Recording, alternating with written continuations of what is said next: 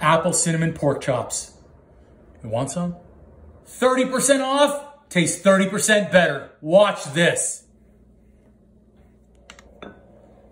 Brown sugar, nutmeg, and cinnamon. I'm doing a little bit of olive oil here first.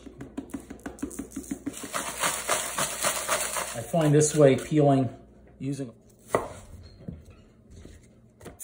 nice sizzle. You certainly use the side from wherever possible. We love sizzle of pork chops. So we're going to bring in our butter. We're almost set. Swirl, swirl, swirl. Next up, sugar, cinnamon, nutmeg. I always remember Ramsay saying, don't touch this too much. Quite a few here. Leave that nice sauce in there though. I'm going to leave enough for the pork chop. Just freaking figure it out. I had some fresh almonds that I wanted to have.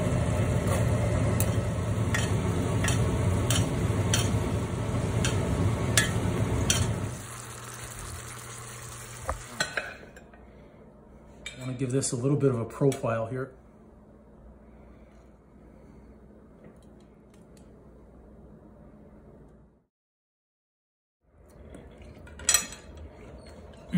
Oh my goodness.